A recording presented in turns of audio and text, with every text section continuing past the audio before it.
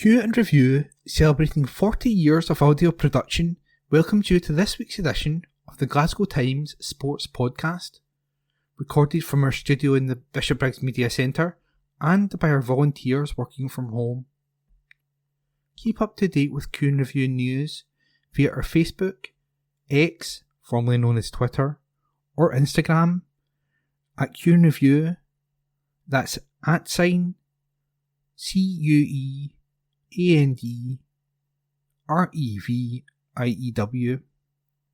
or get in touch with us directly by emailing information@qandreview.com. That's INFORMATION @CUEANDREVIEW.com, or by calling us on 0141 772 3979. Please like and share our podcast and give us constructive feedback. Evening Times Sport, June 11. McGregor reflects on Celtic injury frustration. Report by Robbie Hanratty. Bullish Callum McGregor has insisted he will put himself through anything to guarantee success for club and country. The 30-year-old midfielder battled back from an Achilles injury to play a pivotal role in Celtic's Scottish Premiership title run-in after it was initially feared the Scotland Scar could be out a long-term absentee and even miss the Euros when he endured the setback against Dundee at the end of February. His quick-fire return to action following just a 38-day layoff showed McGregor's eagerness to play football and win trophies, and he reckons his strength of will was crucial to his speedy recovery. He revealed the injury one was bad timing, a difficult injury to manage as well. When we got the scan, it was bad news. It was pretty much season over. But with determination and everything that there was still to play for, and obviously having an eye on Euro 2024, sometimes the mind can do crazy things for you and will you back to a point when you can get yourself back fit. I am willing to put myself through anything for the team to get success, and that's just the way that I am. I'm so glad that it turned out the way it did. In football, fortune favours the brave as well, a little bit. McGregor's return to action earlier than anticipated and helped Celtic clinch a domestic double, while he took his Scotland cap tally to 60 after featuring in warm-up friendly clashes against Gibraltar and Finland last week. He is now almost a certain starter in Steve Clarke's starting 11 when Scotland faced Germany in Munich on Friday. And he continued, I managed to get myself back fit, and Celtic won the 2 trophies that were on offer at the end, and I've managed to get myself here as well, so it's ended well. I was desperate to be part of Euro 2024. We want to not only get to tournaments, but we want to take part and feel like we belong here.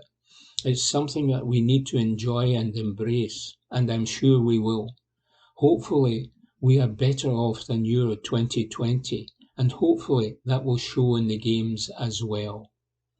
Report by Robbie Hanratty. Evening Times Sport, June 11. Scott McKenna to Celtic free transfer theory floated.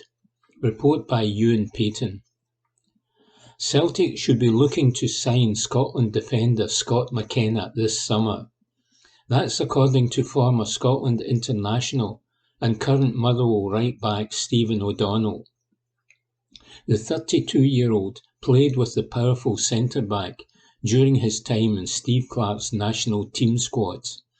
The 27-year-old McKenna is out of contract this summer with his deal due to expire at Nottingham Forest. He spent the second half of last season on loan at Copenhagen, where he featured in the Champions League against Manchester City, and has also plenty of Premier League experience. He has managed 35 caps for his country, and it's that sort of pedigree that O'Donnell reckons Celtic should be looking to have in their ranks. O'Donnell has warned Brendan Rodgers that should he want the defender, there will be stiff competition for his signature, and he told Clyde One's Super Scoreboard, "He is a player I know really well. I am friendly with him. He is out of contract, and any international who is out of contract, who has played in the Premier League 50 times, there has got to be interest from both sides of the old firm. There will be lots of interest from other clubs in other countries, but if Celtic wanted him, they should try and get him. Would I sign him for Celtic? Yes, probably, but I don't know what the manager is looking for." Meanwhile, Celtic are keen to make a move for Newcastle United goalkeeper Martin Dubravka, according to a report. Rodgers is eyeing up the experienced Premier League stopper, and amid his search for a new number one at Celtic Park. The Scottish Premiership champions are currently without a first choice heading into pre-season training later this month, following Joe Hart's retirement from the game at the end of last term. Report by Ewan Payton. Evening Times Sport, June 11. Former Ranger absent from Scotland training. Report by Ewan Payton. There was a collective sigh of relief among the nation this morning as Andy Robertson and Lawrence Shankland appeared for Scotland training in Germany. However, there was no sign of recently released Rangers player Ryan Jack in Garmisch-Partenkirchen. He was the only player from Steve Clarke's squad not to appear on the training pitch at Stadion am Groben, with his fitness will be addressed later in the day. It is understood there is no concern over the 32-year-old though, and he's been poorly rested for the day. Meanwhile, a Rangers player has been urged to ignore flattering EPL interest. Tom Lawrence has been urged to turn down the interest from Premier League new boys Ipswich Town. However, Carlton Palmer believes that a switch to recently relegated Sheffield United may be a good next step for him in his career. The 30-year-old has played at Portman Road before in the early days of his career, and reports have suggested that Kieran McKenna is interested in signing him to add some much-needed experience to his first-team squad ahead of next season in the Premier League. Giovanni Bronkhorst, who signed Lawrence on a free transfer 2 years ago, has also been credited with holding an interest on the attacking midfielder after landing the manager's job at Besiktas. Sheffield United are also keeping tabs on Lawrence, who has just 1 year left on his deal at Rangers. And Palmer believes that if the Wales international is to move on this summer, then he would be best served to join the Championship side. The former England defender told Football League World, "Tom Lawrence has proven that he is a player who can operate at the top Championship level, and he would be a good signing for Sheffield United. He has picked up a few injuries in recent seasons, but he is durable, and he can play anywhere across the forward line. So he would be a very, very good signing for Sheffield United if they can get it over the line. I suppose the fee is not going to be massive, given his age. Obviously he would be flattered that his name has been linked to Ipswich Town, but he will be conscious of the fact he is 30, and he will be wanting to play regular football. Will that be guaranteed at Ipswich Town? Maybe not. And if he goes to Sheffield United under Chris Wilder, he will be guaranteed more game time. Report by Ewan Payton. Evening Times Sport, June 11. Rangers willing to cash in on key pair. Report by Ewan Payton. It is claimed Rangers are willing to accept a reasonable offer from Saudi Arabia for Connor Golson and James Tavernier. Reports in the Middle East have emerged to state that a suitable bid could tempt the Ibrox club into selling one or both of their defensive stalwarts. Steven Gerrard is keen on a reunion with the English duo at Al Ettifaq. It emerged last month that the Liverpool legend had made it clear to club chiefs that he wanted both players as part of his summer recruitment drive. Both Golson and Tavernier played a pivotal role in Rangers winning the Scottish Premiership title under Gerrard during the 2021 season, and he would like to reunite with both players in order to bolster his squad, having finished 6th in the Pro League last term. Hey Kura reports Gerrard is of the belief Rangers will be willing to cash in if they receive a reasonable offer. Philippe Clement has made it clear he sees both players as part of his plans for next season and beyond, and he commented on the speculation. Yes, I expect them to be here next season. That is my expectation. My players come to speak with me if they have doubts, or if they want to go, or if they are out of contract. We have that relationship. If I need to speak to every player where there is a rumour, then we won't train too much. Meanwhile, Rangers have announced the pre-contract signing of Clinton Nisiala from AC Milan. The 20-year-old will arrive at Ibrox on July 1 and become Philippe Clement's third summer acquisition, following the additions of Jefte and Oscar Cortes. The promising young defender honed his skills in the youth system of League One club Nantes for 2 years before making a switch to San Siro in 2021. Report by Ewan Payton.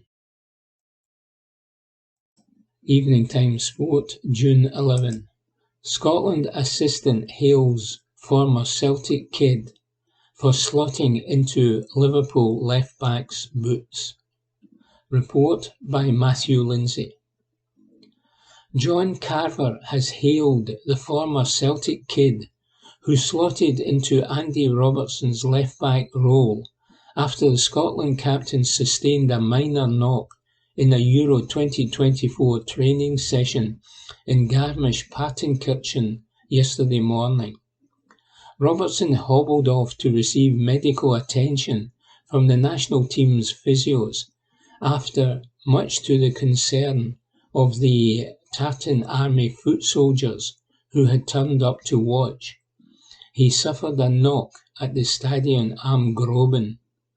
The Liverpool defender's departure left a hole to be filled during the practice match which Steve Clarke's Charges played, and the kit room assistant Aidan McElduff had to be drifted in at short notice.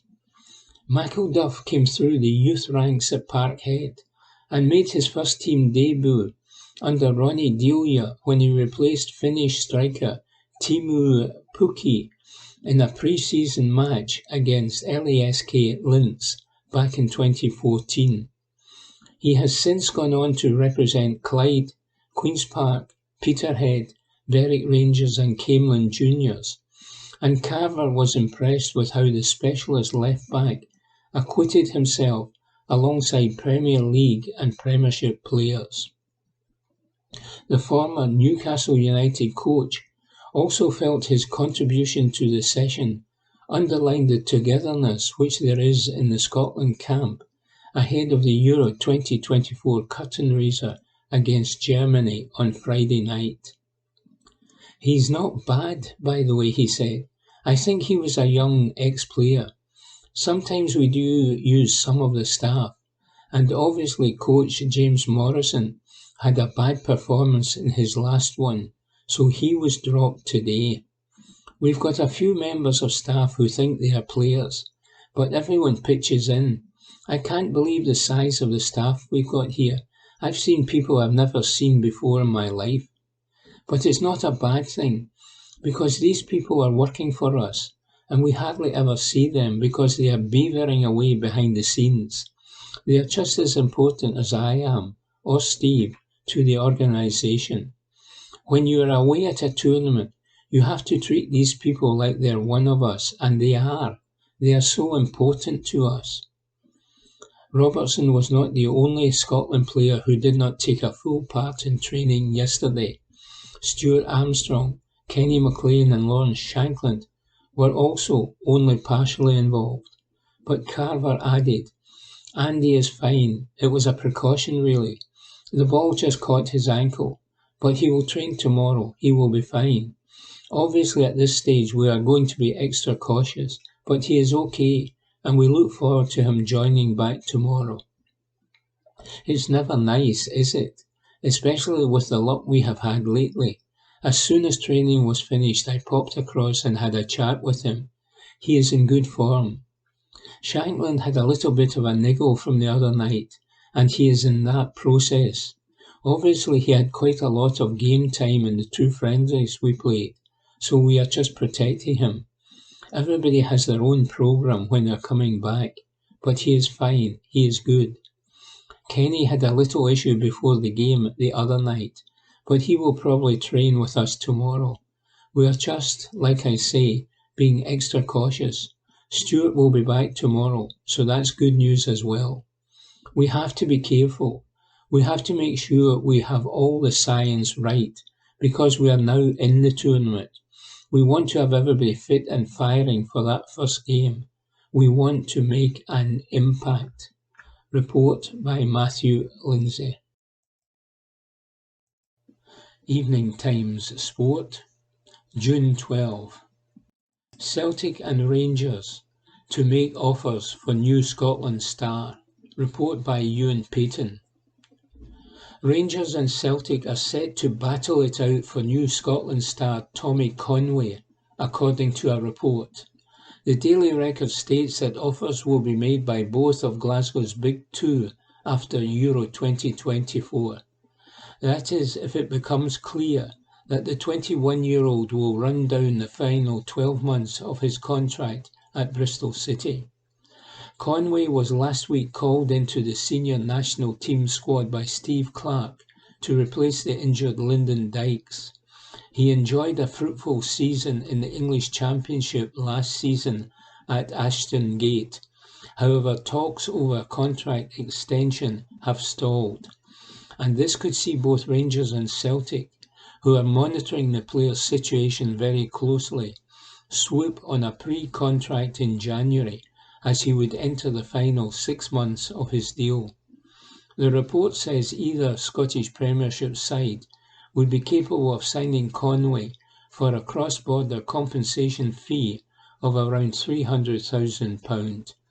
This would be a blow to Bristol City, as they are said to have hopes of selling the star man for 7 figures.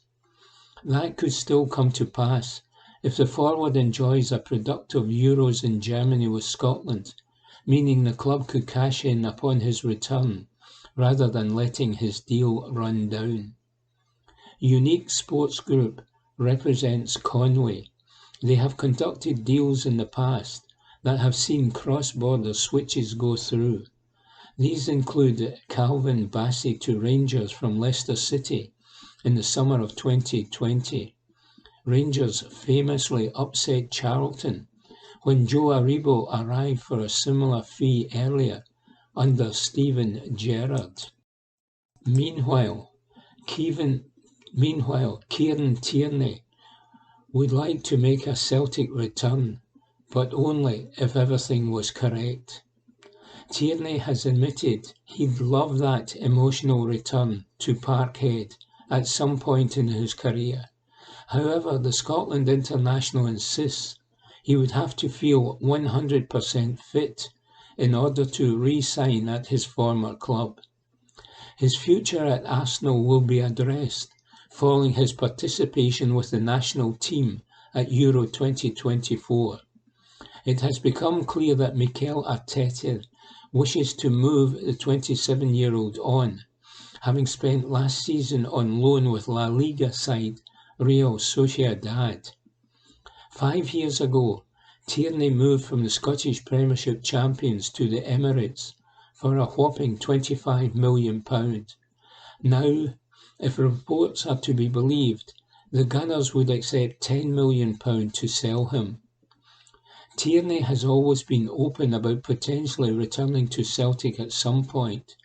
Despite his current price tag, it probably does rule out a move by Brendan Rodgers at this time. Now, speaking to The Athletic, he admits a swan song at Parkhead would only be on the cards if his body allowed him to replicate the previous success enjoyed at the club in his younger days.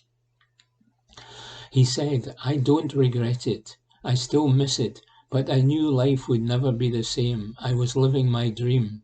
Being a footballer is a dream, but playing for Celtic was the ultimate. I left that to go and challenge myself in the Premier League and come up against the best to see how I'd cope. If I go back, I want to be feeling how I did there before. I'd be a different player to what I was, as I've been away for years, but I wouldn't want to go back if I was not feeling 100% in my body. I know the intensity and the demand to win, so if I go back, it will be when I'm still feeling good." Report by Ewan Payton. Evening Times Sport, June 12. Inverness Cally accused of messing with life of club legend. Report by Ewan Payton. Inverness Caledonian Thistle have been accused of messing about with the life of club legend Aaron Doran. Speaking to the Aberdeen Press and Journal, the Cally Thistle stalwart has revealed that the club has twice cancelled his appointment to go for ACL surgery. He suffered the injury playing against Raith Rovers in April. And now his former teammate Shane Sutherland has launched a fundraiser to help raise money to pay for his ACL surgery.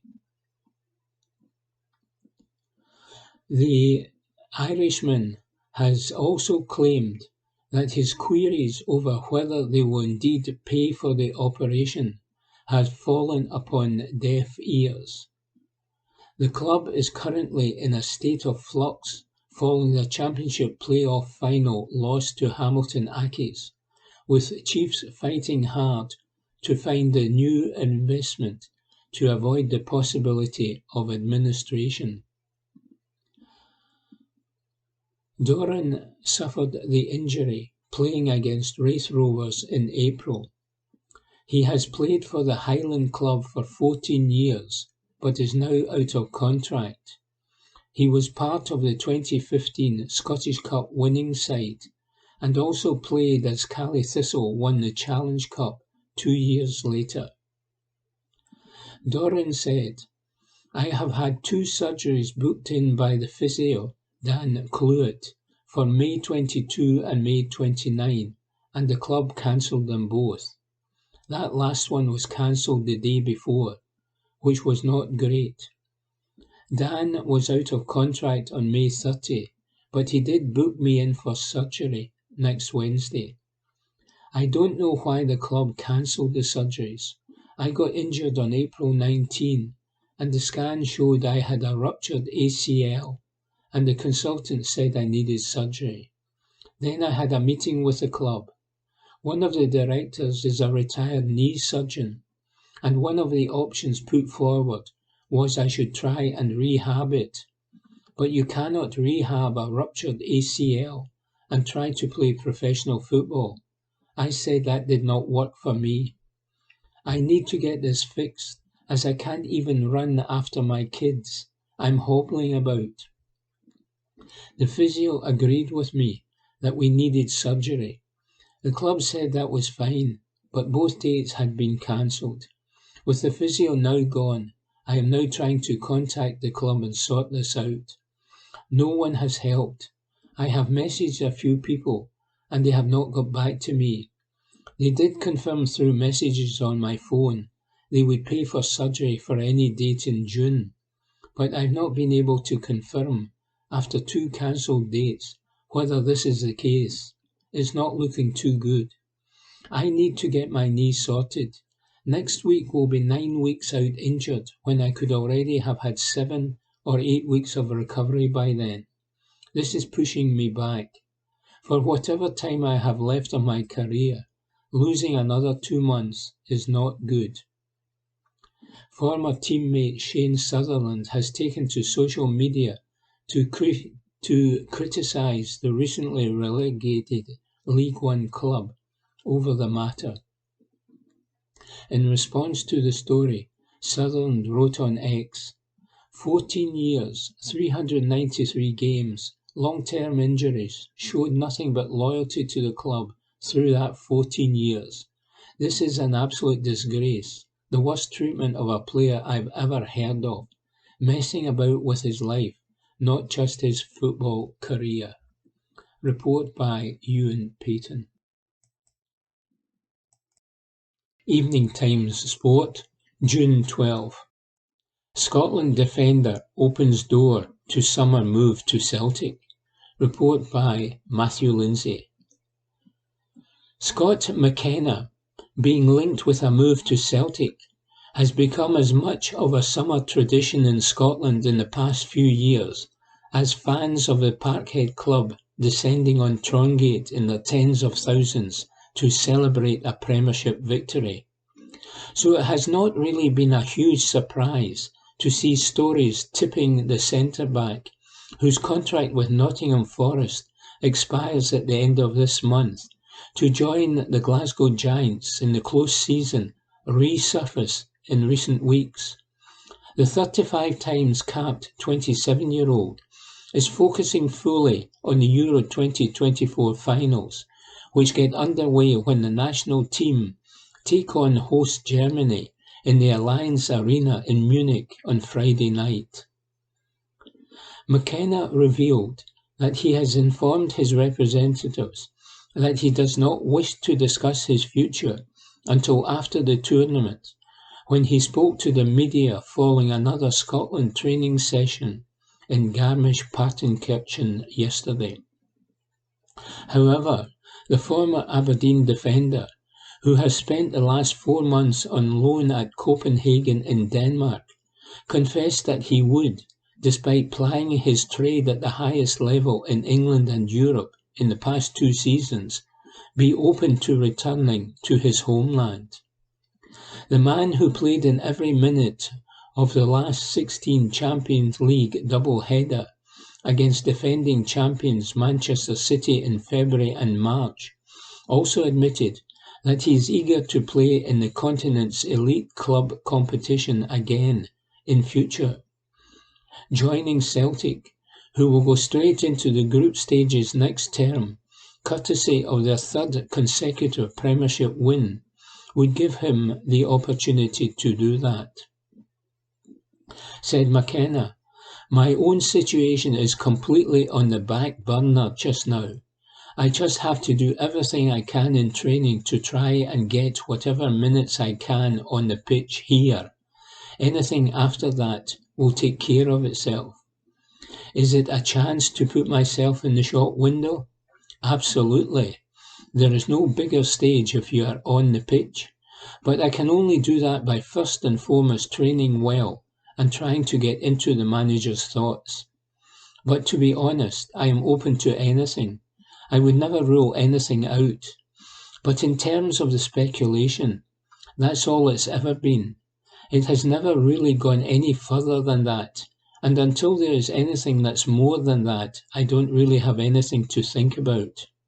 No, there is absolutely nothing. There's been no contract talks anywhere. As I mentioned, my sole focus is to try and get as many minutes as I can here if the opportunity arises. And, as we mentioned, there's no bigger shop window than this. My agents are brilliant. They would not interrupt me. Obviously, if something comes up and they feel the need to tell me, they will do so. But they're not on the phone stressing me out, telling me about all the small details. McKenna has grown accustomed to being linked to Celtic during a transfer window. He joked yesterday that it was more unusual for him not to be, and stressed that no approach had been made to him by the Scottish champions this year or at any stage in the past. And he continued, I think there were a few down south when I was playing every week and everyone knew I was happy. There was none of that. But I think obviously as contracts run down, it starts to pick up a bit. But as I mentioned, there has never really been any substance to it in terms of conversations with the club or anything like that. Would he think about becoming a member of Brendan Rodgers' squad if contact was made? He said, I'm without a club, so I think I would need to consider anything. But as I mentioned, there is nothing as of now. So there's nothing to think about. The Kirriemuir-born player squared up to the likes of Kevin De Bruyne, Phil Foden, Jack Grealish, Erling Haaland and Bernardo Silva when Copenhagen faced City, and he is eager to test himself against the best forwards in the world game again in Europe in the seasons to come.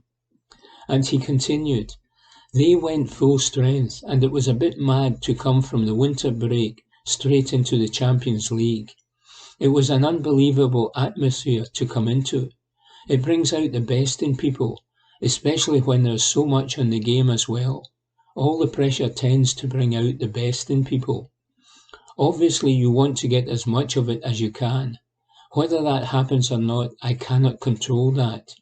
It was a fantastic experience, even though it was a pretty heavy defeat, for we lost 6-2 on aggregate. McKenna's time at Forest, whom he joined in a £3 million move back in 2020, did not end well, following a fallout with former manager Steve Cooper. He looks back on his time at the City ground though with fondness and a sense of pride. And he said, you never want anything to end like that. But I think I have to look back over the 4 years that I spent there. I don't think anyone could have imagined achieving what we did.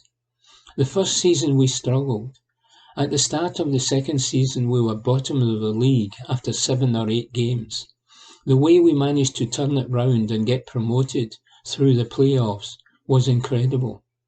The following year I had a few injuries and played a bit less. I think I played about 50% of the games. But I still played a part as we managed to survive in the Premier League, which was a massive achievement for the club.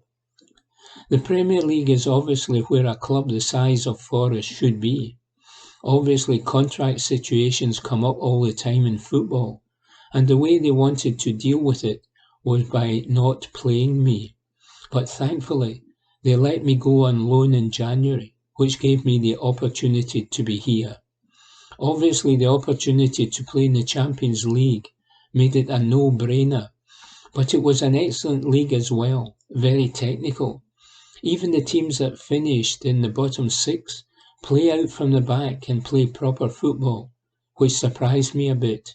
It was a great experience for me. Representing Scotland at Euro 2024 in Germany will be as well, and Scott McKenna is ignoring all of the rumours about him joining Celtic this summer, so he can perform at his very best in the coming days, says Matthew Lindsay. Evening Times Sport, June 12. Rangers step up interest in Aberdeen's Barron. Report by Ewan Payton.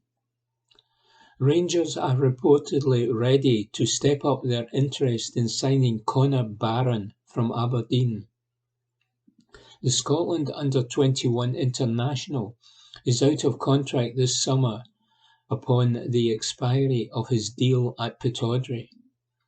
Given his contractual situation at the Scottish Premiership side, the midfielder has garnered plenty of attention from potential suitors both in the UK and abroad. Barron is currently on holiday in Portugal as he enjoys the off-season. However, the Scottish Sun reports that Rangers are at the front of the queue to sign the 21-year-old, and Barron could even fly home for a medical and negotiations. Despite being out of contract at Aberdeen, they will be due compensation for the player, having developed him through their youth system. If Rangers is the player's destination, then it will be up to the clubs to agree a fee for the transfer. If a deal cannot be struck, then a tribunal would be the outcome, similar to Lewis Ferguson's move from Hamilton to the Dons in 2018. Should Barron move to the likes of Italy, where there is strong Serie A interest in him, then compensation payment could be as high as £500,000 due to cross-border regulations. It is believed that Barron's personal preference is to move to England, where Swansea and Middlesbrough have shown interest, or overseas. That said, he is open to working with Philippe Clement and his soon-to-be new-look squad at Ibrox. A big factor in Barron's decision will be where he feels he can get the most game time to help him in his quest to become a full Scotland international under Steve Clarke, who very nearly selected him for the Euros, but for a return to fitness for both Ryan Jack and Stuart Armstrong. Should a deal for Barron go through, he will join Jeffrey, Oscar Cortes and Clinton Nisiala as Rangers' new recruits this summer. Report by Ewan Payton.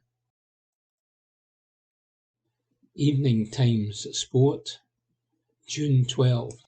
What Rangers must pay for striker. The amount Rangers would need to stump up to sign Albion Rahmani from Rapid Bucharest has been detailed by a transfer insider. Philippe Clement is keen to bolster several areas of his first-team squad ahead of the new Scottish Premiership campaign.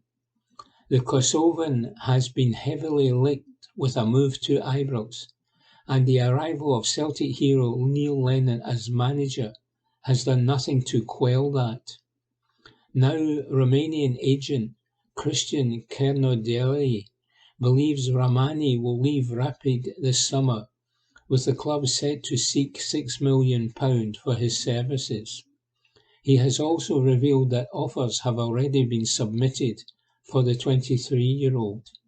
He said, "Knowing the market and what is happening in the market, I am absolutely convinced that Rahmani will leave this summer. I know Rapid has offers on the table. There are many teams that came to see him, important teams. They had their scouts at matches in Bucharest. I'm sure some of them were impressed. I have information of that. If I had to estimate, I would say at this point I'm almost convinced Rapid have between 5 and 6 million euros, around £4.5 million, on the table for Rahmani, and I don't think they will sell him for that amount. The club is aiming for somewhere around 7 to 8 million euros, around £6 million. Meanwhile, new Rangers signing Clinton Nisiala could be the second coming of Calvin Bassey at Ibrox. That's the viewpoint of former player Marco Negri. The Italian has watched plenty of the young Frenchman arriving from AC Milan later this month. Nisiala becomes the third signing by Philippe Clement this summer, with Jeffrey and Oscar Cortes already over the lines. Negri admits he'd be surprised to see the 20-year-old feature heavily at the beginning for the Scottish Premiership side. Report by Ewan Payton. Evening Times Sport, June 13. Lewis Morgan can be Scotland's secret weapon. Report by Mark Walker. Lewis Morgan can be Scotland's secret weapon in the Euro 2024 opener tomorrow night, according to his German manager Sandro Schwarz. The New York Red Bull star was a late call-up to the Scotland squad after injuries to Lyndon Dykes and Ben Doak. The former Celtic and St Mirren ace will miss games in the MLS because of the call-up, but the club's manager, former Hertha Berlin boss Schwarz, is delighted for Morgan after he returned from injury setbacks and has tipped him to make an impact. He said, "It's great for him as a person, as an individual, to play for his country.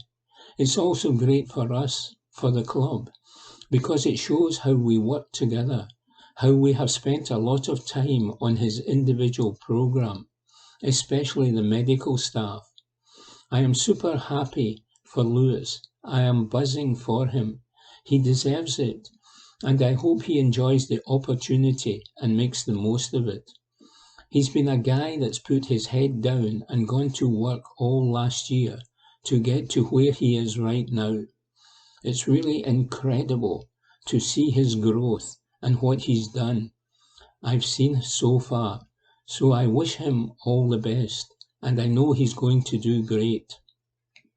My advice to him is just to be yourself and play free. Don't stress too much. Do what you do. It's good for him, and it's also good for us." Report by Mark Walker. Evening Times Sport, June 13. Mural for Team Scotland unveiled in Glasgow's East End. Report by Morgan Carmichael.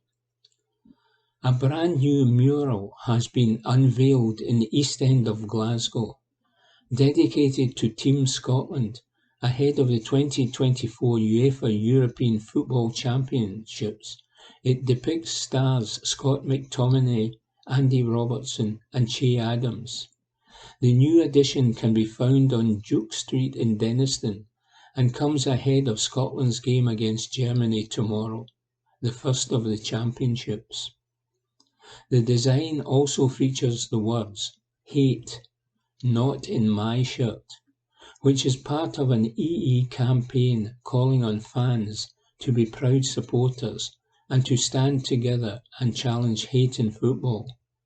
The campaign also celebrates the moments in the sport that makes people proud to wear the shirt, whilst highlighting the behaviour not fit for it. EE are one of Team Scotland's sponsors.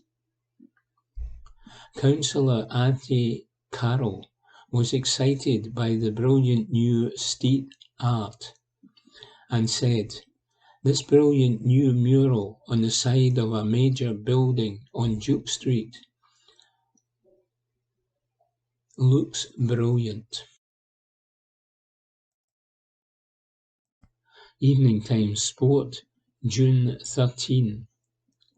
VAR is going nowhere, says SFA. Report by Graham McGarry. There is no prospect of Scottish football getting rid of VAR, with Scottish FA President Mike Mulroney saying that it would put our top clubs and the national side at a disadvantage if the game here dispensed with the technology.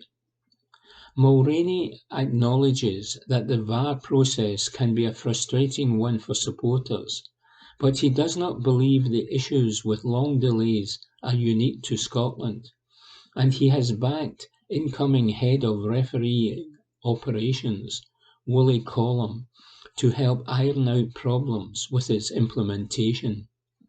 A vote on the future of VAR was held among English Premier League clubs last week, with only Wolves supporting their own proposal that the league should no longer use the technology. But such a vote is unlikely to even happen in Scotland, says Mulroney, who believes that as long as VAR is being widely used in UEFA competitions, it must also be used in the Scottish Premiership. Said Mulroney, VAR is here to stay, 100%, unequivocally 100%. The alternative is that our big teams are disadvantaged in Europe and our national teams are disadvantaged in Europe. It's going nowhere. VAR for our nation is still newer than it is for other nations. We think, and I genuinely believe this, that the implementation has been successful. Anybody that thinks we are way behind the curve in Europe or so, fourth, needs to go and visit some of these other countries, because when I do go there, all I hear about are the challenges they are having with VAR. And of course the problem is that when VAR came in, lots of people thought that would mean no more mistakes. It was never going to stop mistakes. It was simply going to make them less. But there is obviously going to be more focus on that. I was last to the party with VAR because I didn't want it. I was chair of the professional game board that brought it in, and I will tell you why. This European Championship we are going to will have VAR, and if we didn't, you would have to see the penalties all the Scottish-based players would give away. You would see the goals the forwards would not get because they don't understand the VAR rules. Scottish teams would go into Europe with no VAR and would not be used to playing with it. It would be a material disadvantage for the nation not to have VAR. You might not like it, and if the whole of Europe decided that they did not want VAR, I would maybe be putting my hand up along with them. But as long as VAR features in international UEFA competitions, we need to have it. Mulroney says it is up to all stakeholders in the Scottish game to get behind Colum as he tries to improve the in-stadium fan experience of VAR, as he also defended the recruitment process that led to the former Grade 1 referee being selected to replace the outgoing Crawford Allen. And he said, Willie is coming in, and we did a genuine international trawl for someone to come in and join us, and he was a standout candidate.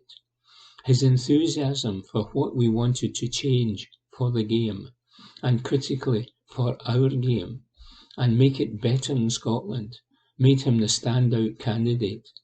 I'm sure he's going to make changes, and I'm sure there are still going to be mistakes. That's not just for Willie, that challenge to improve VAR. It's for all of us. It's for the SFA. It's for people in stadiums and for the clubs as well. One quite difficult thing is when you look at a game and the fans are sitting saying, why is this taking so long? I'll give you an example. I am sitting with FIFA President Gianni Infantino watching St Mirren playing Aberdeen. There's a penalty controversy and everyone is saying, it must be straightforward. It's either a foul or it's not a foul, and it's either inside the box or it's not. Why did it take almost 4 minutes? The frustration becomes overwhelming. What turns out to be the problem is the offside 15 seconds before, which is so marginal. So they have 3 or 4 decisions to make, and the crowd are asking, how can it possibly take this long to decide if it was inside or outside the box? So we're still learning. The whole of international football is learning. We are certainly learning, and we have to figure out how we get the message to fans, because it's not good enough and it takes too long. Decisions have to be quicker, and for me there is an argument for us over refereeing. But I am an administrator, I am a strategist. The guys on the shop floor are so much better at that than me, but our referees have been doing a good job and will continue to do a good job. The implementation of VAR was a success, but as with anything, after you put it in, you have to evaluate and improve. So with VAR, we have brought it in, we are evaluating, and we will improve. There will inevitably be change, and I don't want to say what that's going to be, because that's for the referees. But we want to do things differently and better. You must always strive to improve. You must always strive for more. I have no doubt whatsoever, because he told me that Willie wants all of those things. Report by Graham McGarry. Evening Times Sport, June 14. Barmacs may have to go back to drawing board to win over Motherwell fans, says Graham McGarry. So, the Claret and Amber alert is back after a couple of weeks off. Did I miss anything?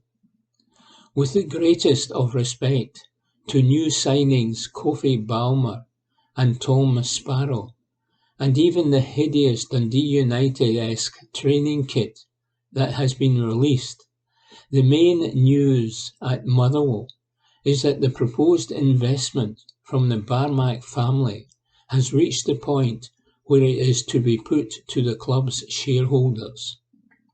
The Well Society immediately poured scorn on the deal, with dissenting board members resigning their positions, and urged its members to vote against it. Eric Barmac took to Twitter, and even the message boards of Pye and Bovril, to defend it, and the rest of us were left to mull over the best course of action in what is a critical moment in the history of the club, or more accurately, in the future of the club, because the way this vote pans out will shape the Motherwell direction in the coming years and the club's identity. Personally, I have taken a pride in supporting the first fan-owned top-flight club in Scotland, and this deal threatens that status. Make no mistake. I have teed up an interview with Eric Barmac to discuss the detail of his plans for Motherwell, so it is only fair that I allow him that platform before forming a view of whether or not he is the sort of investor we want to be involved in the club. He seems personable, approachable, and willing to listen to the concerns of supporters, recognising that while he is now clearly passionate about Motherwell Football Club, the club has been a way of life for many of the people he is preaching to for generations.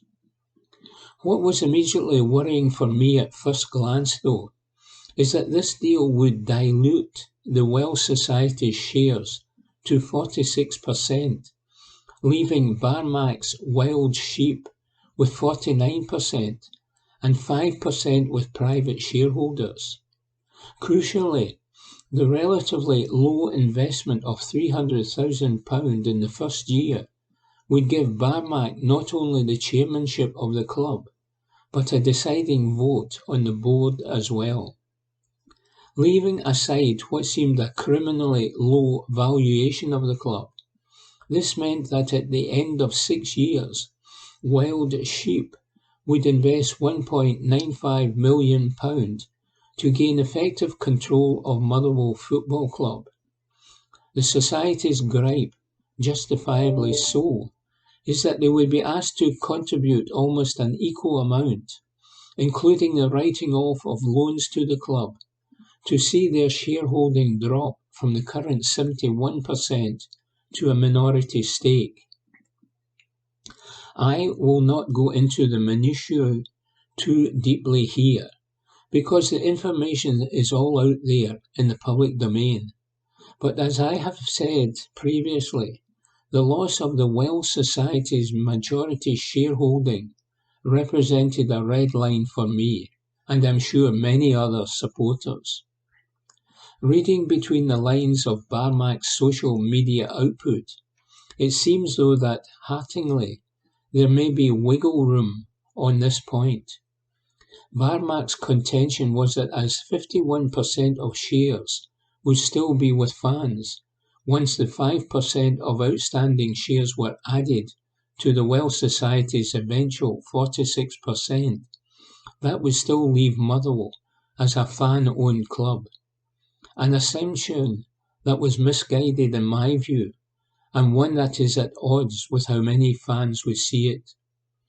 He seems to recognise this now, after the outpouring of criticism that has come his way, and I wonder if there's a way forward where Wild Sheep accept a smaller shareholding and the Welsh Society retain 51%. Such a deal, I believe, would certainly be more palatable to supporters and would likely find widespread support, because I do believe there are a great many Well fans out there who are open to what the Barmacks have to offer, with their energy, ideas, and the connections they have seeming to represent a refreshing opportunity to grow the club's revenue. The Welsh Society has in the past made mistakes and could certainly have been run more efficiently.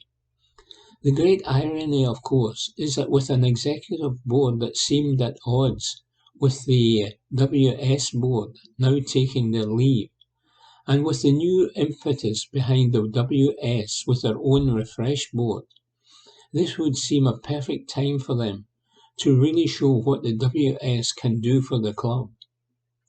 If Barmac really does see the fan ownership status of the club as a hugely positive thing, as he has said on numerous occasions, then I hope that he will go back to the drawing board and come up with an arrangement that actually reflects this by ensuring the Welsh Society remain as the majority shareholder, and that he works with the Society towards what is surely the common goal, a prosperous future for the club. Minds should remain open, but the deal in its present form is one that I would struggle to back, says Graham McGarry. Evening Times Sport, June 14. Scotland fans face Euro 2024 train nightmare. Report by Gabriel Mackay. Any major city with any kind of achievable route to Germany has been taken over by kilts and cans. By some estimates, up to 250,000 Scots are travelling to cheer on Steve Clarke's side at Euro 2024. And at Praha, the main train station in Prague, the dark blue foot soldiers are out in force. The spectre of history is never very far away.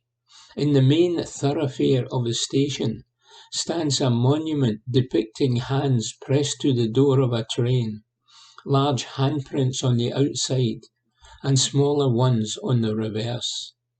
It commemorates the children rescued from Nazi-occupied Czechoslovakia and, hauntingly, the parents who were left behind. Between 1938 and 1939, hundreds of them loaded their children, crying and uncomprehending, onto trains bound for a strange land. Most never saw them again. Close to 120,000 Jews lived in what is now the Czech Republic before the war. By the time the country was liberated by the Red Army, there were around 10,000 left.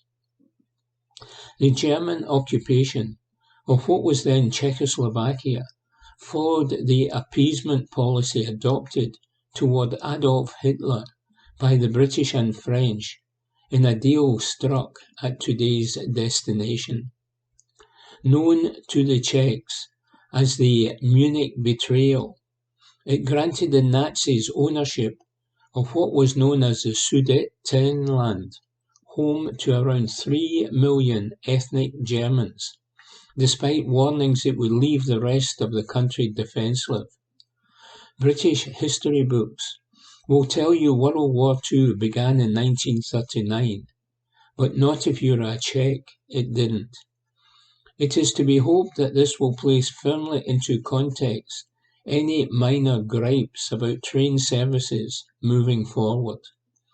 The train is packed with Tartan Army foot soldiers, one group carrying aboard a 24-can slab of Pilsner Urquell.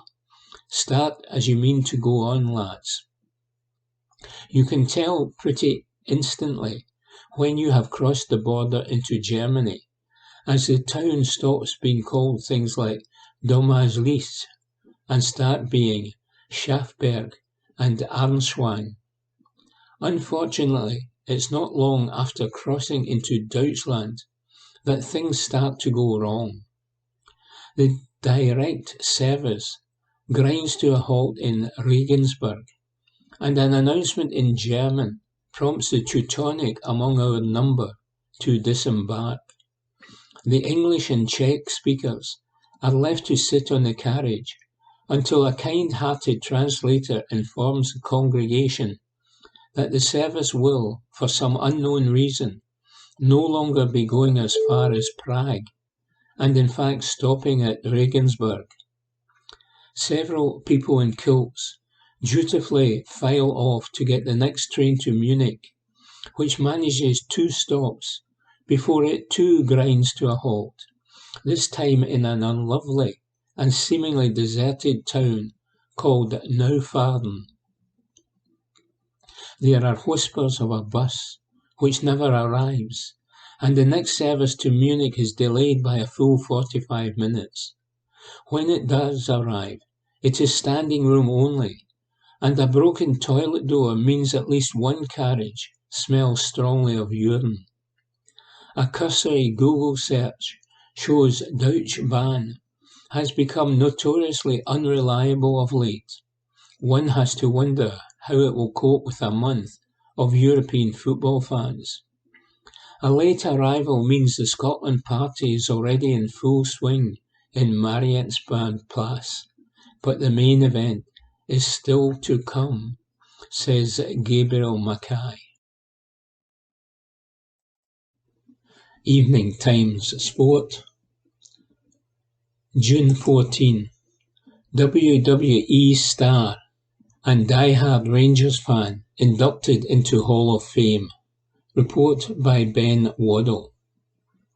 A Scots WWE star who is a die-hard Rangers fan has been inducted into the Professional Wrestling Hall of Fame for Scotland. Drew McIntyre, otherwise known as the Scottish Warrior, was awarded the accolade by the Lord Provost of Glasgow City Council, Jacqueline McLaren, for his contribution to the sport.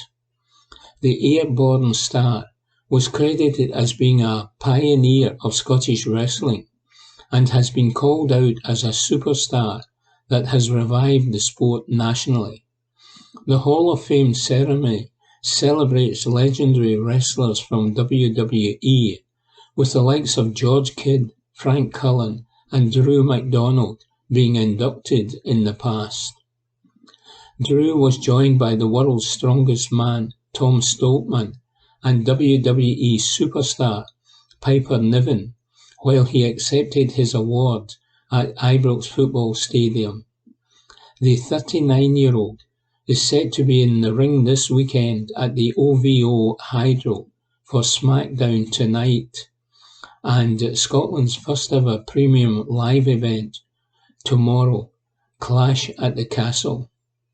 Following the award, Drew took to social media to reveal it was a huge honour to receive it, and he said, "It's a huge honour to be inducted into the Scottish Wrestling Hall of Fame. I am so incredibly proud to be from Scotland, from Ayrshire, to be inducted at Ibrox as well. does not feel real. Evening Times, June 14. Scottish tennis buoyant. Report by Graham Macpherson. The Andy Murray Farewell Roadshow rolls on, but tennis in Scotland will not stop when he does. The former world number one is yet to give a definitive date of when he plans to call it quits, but in the meantime, best catch him while you can. The grass court season is underway, with Murray in line to play at the Singe Championships that start tomorrow at Queen's Club, before making what ought to be an emotionally charged final appearance at Wimbledon, where he is also penciled in to play doubles with brother Jamie. From there, the two-time Olympic singles champion is expected to head to Paris for one final appearance in that event, while Murray also has not ruled out playing in the United States Open in August, the venue where he won the first of his 3 Grand Slams. Nothing goes on forever, however, and whenever the 37-year-old decides to hang up the racket for good, it will change the nation's relationship with the sport. Tennis Scotland could not have asked for a better poster boy over the past 2 decades, Murray's achievements boosting tennis's profile like never before. Blaine Dodds, CEO of Tennis Scotland, said, "Having a Scot at the top of world tennis for so many years has really made tennis much more visible. We have talked to a lot of people throughout the years about how much Andy has inspired them. We have to give him a big thanks for everything that he's done over the past 15 to 20 years in raising the profile of tennis.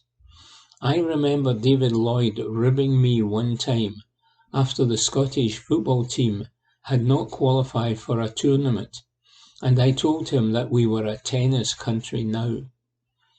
Andy is such a special talent, but it is his mentality and ambition from a young age that made him stand out. That's something we want to capture, and over the last few years within Scottish tennis, what we have tried to do is raise our own ambition to match that. Andy has also taught our youngsters that, no matter where you come from, you can achieve so much if you are focused, motivated, and the desire is there. He's shown you can come from a small village in a small country and reach the top, and that message is hugely significant. Murray's legacy can also be measured by his influence on Scottish tennis as a whole. The steadily rising participation numbers, the record high levels of club membership, just under 80,000 up from 57,000 in 2018, and the opening of new facilities, including 6 indoor courts at Oriam, the country's sports performance centre at Heriot-Watt University in Edinburgh. It is difficult to imagine Scotland ever producing another player of Murray's calibre, but 9 Scots participated at Wimbledon last year, while up-and-coming talent has also benefited from an upscale domestic tour. The hope is all these things will endure long after Murray has retired. Dodds adds, "Overall, we have been delighted with what's been going on. Last year we took such a massive step forward with some big projects and other progress. We have had year-on-year growth in our main performance indicator, which is club membership, while the participation stats that we get from the Lawn Tennis Association show that not only are people joining our sport, but they're playing more often as well. There's that plus facility development to grow the capacity in terms of public park courts through the LTA Park Regeneration Fund. We have had 92 park courts refurbished across Scotland, which is a massive step forward, plus new indoor courts coming on board as well. So it's a very buoyant picture, and we are all very excited about the future. The decision to close the Great Britain National Tennis Academy in Stirling after 5 years was an undoubted blow, but Dodds believes that disappointment has been mitigated by the development of a new LTA-backed performance programme that he believes will help fill the void. And he adds, "We knew it was a 5-year contract and that it was not going to be forever. But we've got a new funding partnership that will be replacing the Academy. That will start in August and will be designed more to specifically benefit Scottish-based players.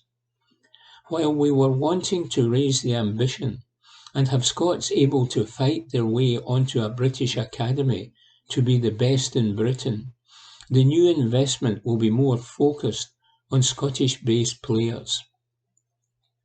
So, we will have a strengthened under-11 programme and an 11 to 14 Scottish Player Development Centre programme.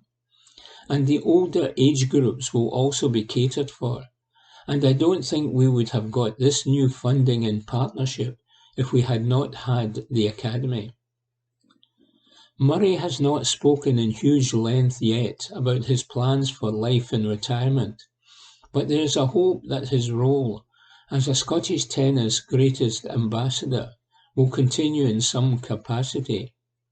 And adds Dodds, "Our door is always open, and we have reached out to him with some ideas. I am sure we'll pick them up again when he's got a more time on his hands. We do hope we can work together to drive what is of interest to him as part of Andy's own legacy. We would be delighted to do that in the future when he's ready." Report by Graham Macpherson. Evening Times Sport, June 17. Why Scotland manager's family had an expletive-laden night in Munich. Report by Matthew Lindsay. Scotland manager Steve Clarke has outlined the reason for his angry exchange of words with his set-piece coach Austin McPhee during the heavy Euro 2024 defeat to Germany. Clarke unleashed a verbal volley at former Hearts caretaker McPhee at one point in the second half of the opening Group A game against the host nation in the Allianz Arena in Munich on Friday night. He took exception to being questioned about the technical area incident immediately after the bruising 5-1 loss and stated that football is an emotional game. However, the 60-year-old spoke to the media at Scotland's training base in Garmisch-Partenkirchen near the Austrian border yesterday, and he revealed what the bust-up had been about. He said, "It was really simple. I am frustrated on the touchline. Everybody is frustrated. You get these moments all the time, but you don't normally see it because we are tucked under a canopy. Austin just happened to be in the wrong place at the wrong time as I turned round after taking a short free kick when we should have been putting the ball into the box, as we did when we scored the goal. It wasn't Austin's fault, because players make that decision on the pitch, and we got counter-attacked. I'm thinking, we've lost enough goals, Austin. We don't need to lose any more goals. We just had a little discussion, that was all." Clarke admitted that he would give a few of his players a cuddle before the meeting with Switzerland in Cologne on Wednesday night, and would give a few others a kick up the backside. Asked if he would be giving Aston Villa coach McPhee a cuddle to ensure there was no lingering animosity as a result of the altercation, he said, "He has long blonde hair, but I'm not going to give him a cuddle." Meanwhile, the former Newcastle United, Chelsea and Liverpool assistant has accepted personal responsibility for the humiliating 5-1 loss which Scotland suffered at the hands of Germany on Friday night. But he refused to rule out the national team's chances of bouncing back from the reverse against Switzerland, who defeated Hungary 3-1 in Cologne on Saturday afternoon, and getting a result which keeps their hopes of reaching the last 16 alive. He said, "Obviously we got a lot of things wrong, and we have to put that right in the next game. What would I have done differently? Give a better message. If I criticise myself, and I always do, I start with myself. Maybe I gave too much information. Maybe it clouded the players on the pitch in terms of what to do with the ball, what we do without the ball. So we can work on that. We did that this morning, and will for the next 2 days going into the game on Wednesday night. Hopefully, we will see a different performance. I have spoken to 1 or 2 players around the squad, whose opinion I value. I had a good chat with a few of them. I had a little chat with a lot of them on the training pitch, just to try and put 1 or 2 things in their head that maybe they did not do when they went on the pitch, that they should have done. I have been kicking a couple of backsides, giving a couple of cuddles, getting them together as a group, making them understand why we had that performance on Friday night, and making sure we don't have that again. I am always confident in my players, and I am confident in myself. You'll find out on Wednesday night if it works. In a way we are lucky. Playing first game on the Friday gives us an extra day. We let them clear their heads a little bit yesterday, and then we started working towards the game on Wednesday night. So I can't really answer that question until we see what happens on Wednesday. Listen, there are no excuses. When you lose a game 5-1, and I have been in this a long time, you have to take all the criticism that comes. You have to respond. The good thing for me is I have been in this position before. I have always responded pretty well. The players have always responded pretty well. I talk all the time about how the players respond, so that's what we will try to do. Meanwhile, Clark has revealed that his wife and children had to endure an expletive-laden evening in the Alliance Arena on Friday night after getting seats 1 row behind the Scotland dugout. Asked if anyone had given him a cuddle after the match, he said no. No one has given me a cuddle. My wife, she was at the game. My family, my wife, my daughter, my 2 boys, believe it or not, were in the first row behind the dugout, so now they know their dad's language is not always very good. I'll leave you with that. Report by Matthew Lindsay. Evening Times Sport, June 17. Time for Scotland to once again bounce back. Report by Craig Fowler. There is no sugar-coating it. Friday was a dreadful performance from the Scotland national team. Steve Clarke's boys were outplayed, outthought, outrun, and most unforgivably outfought by their opponents. It may have been against host nation Germany, a formidable foe well versed in excelling at major tournaments, but it was still inexcusable. Scotland were far too passive from the off. They looked overawed by the occasion and did not play their usual game. It was not just the performance that left concerns about our Euro 2024 hopes. The result did too, as a 4-goal defeat already places Scotland at a significant disadvantage. Goal difference will likely decide which of the 4 third-place teams will advance from the group stages to the last 16. If Scotland lose Wednesday's clash against Switzerland by a single goal, they would realistically require something in the region of a 4-0 victory over Hungary in the final game to qualify for the next stage. Seeing as this team can only score 4 goals combined in 180 minutes against Gibraltar and Finland, that feels a little unlikely. The Swiss were previously fancied to be the team Scotland would better at this tournament if they were going to play above their speed and finish in the top 3 of the group.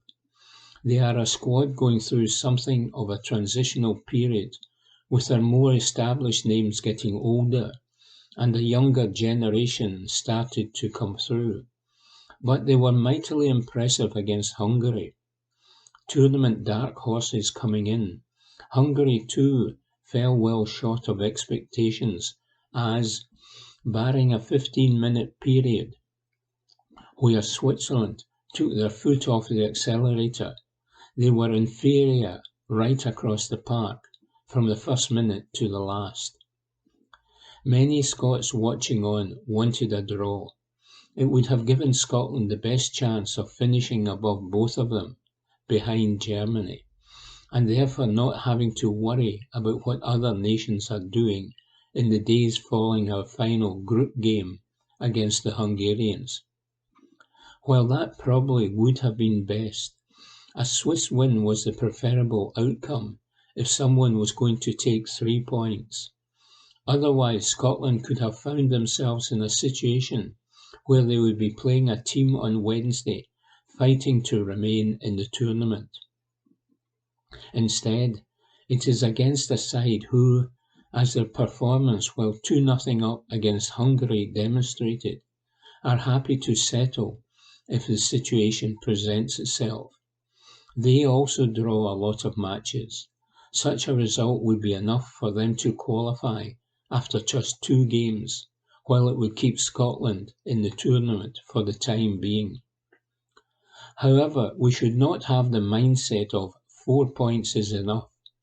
We have both the talent and the evidence from some big results in recent years to believe we can win each of these remaining group games. For that to happen, there needs to be a serious bounce back from Clark and his players. Do they have it in them? A disastrous Euros, in which we take 1 or 0 points from the 3 games, having been embarrassed in at least one of them, would have many fans turning on the national team boss. It does not matter how fair or unfair that would be. In football, supporters always want their team to be moving forward. Clark became the first manager since Craig Brown to get us to an international tournament, and then showed it was not a fluke by finishing second to Spain in a tough qualifying group for these championships. But 2 first-round exits at the Euros will naturally lead to the wonder that he's taken us as far as he can. For this writer, dispensing with his services would be a tremendous gamble, unless the Scottish FA are ready to spend big on his replacement. That seems unlikely. Clark has shown at West Brom, Kilmarnock and now Scotland that he is a very good manager. Replacing that is not going to be easy, even if things have gone stale recently. The good news is that we have prior evidence with this team and manager that we do have what it takes to bounce back this Wednesday and get a huge 3 points, which will put us on the brink of qualification. Even though a period of sustained success, relatively speaking, we have still endured some dreadful performances and results in the Clark era. A poor showing at the Euros, the draw at Wembley aside, then bled into the next qualification campaign, where we were lucky to escape with just a 2-0 defeat in what was a thorough scalping at the hands of Denmark. Having drawn with Austria at Hampden and Israel away before the Euros, this left us in something of a precarious situation in our hopes of getting to the playoffs, at least for the 2022 World Cup. Yet we recovered, beat Austria 1-0 away a few days later, and went on a run of 6 victories and 2 draws from 8 games to finish runners-up in another tough qualifying group.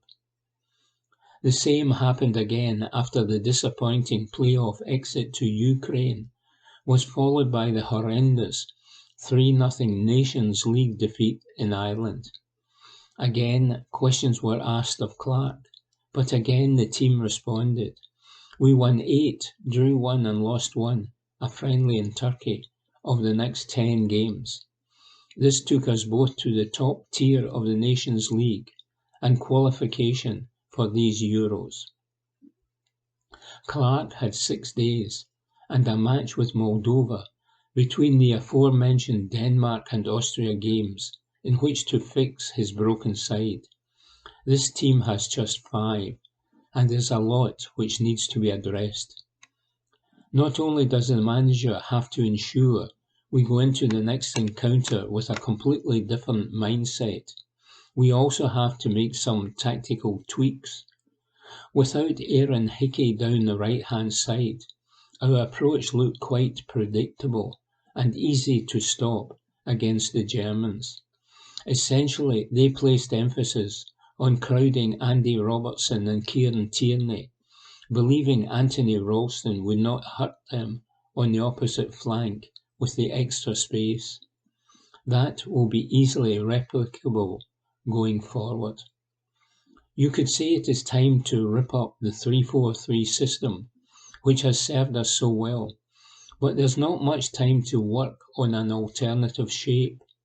We also do not really have any wide players to play in a 4-3-3 variation, and we did not look convincing defensively when we played with a back 4 in the draws with Georgia and Norway. Regardless of shape, Billy Gilmour seems a cert to come back in, while it would not be a surprise to see Lawrence Shankland get the nod over Che Adams. There will be a freshening up of the starting 11. We just have to hope that, with the players missing through injury and confidence at rock bottom, it is not a case of simply shuffling deck chairs on the Titanic. It's a precarious state of affairs, and after Friday it is easy and justified to feel pessimistic about our chances. But Clark and his players have responded very well in the past, and therefore it would be foolish to write them off before our crunch encounter in Dusseldorf, says Craig Fowler.